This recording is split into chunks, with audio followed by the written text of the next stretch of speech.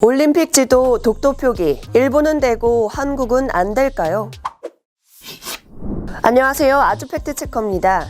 제가 앞서 제시한 질문에 대한 답은 O입니다. 이달 23일부터 시작되는 일본 도쿄올림픽을 앞두고 논란이 여전합니다. 코로나19 감염 확산에 따른 우려도 있지만 올림픽 정신인 정치적 중립성이 훼손되고 있다는 논란이 커지고 있습니다. 일본이 도쿄올림픽 지도에 독도를 표기했기 때문인데요. 독도를 분쟁 지역으로 만들어 국제사회의 관심을 끌기 위한 공세를 올림픽에서도 벌이겠다는 겁니다. 더욱 논란이 되는 것은 IOC의 이중잣대입니다. 2018년 평창 동계올림픽 당시 일본은 한반도기에 독도를 표시하는 것에 항의했고 IOC는 정치적 중립이라는 올림픽 정신을 준수해야 한다며 한반도기에서 독도 삭제를 권고했습니다. IOC의 중재에 따라 한반도기에서 독도 표시는 사라졌습니다. 그런데 IOC는 일본의 독도 표기에 대해서는 침묵하고 있습니다. 독도 표기가 정치적인 의도가 아닌 지형학적 표기라는 일본 측의 일방적인 주장을 받아들인 겁니다. 그럼 언제부터 일본은 올림픽 지도에 독도를 표기한 걸까요? 도쿄올림픽은 1964년 처음 실시됐는데요. 당시 성화봉송 지도에는 독도가 없었습니다. 그런데 일본은 2015년 도쿄로 모이는 성화란 전시회를 통해 최초 도쿄올림픽 당시 지도를 공개했습니다. 여기에는 원본에는 없던 독도가 표시되어 있습니다. 지도에 없던 독도를 슬쩍 끼워 넣어 다시 만든 것입니다. 이후 2019년 공개된 일본의 네 번째 올림픽 지도에도 독도가 갑자기 등장했습니다. 일본 정부 고위 관료들은 다케시마는 역사적 사실에 비춰봐도 국제법상으로도 명백한 일본의 고유 영토라는 망언까지 하고 있습니다. 또한 일본 골프 대표팀은 전범기인 우길기를 연상케 하는 유니폼까지 입는다고 하는데요. 올림픽 개최 이후에도 논란이 지속될 것으로 보입니다.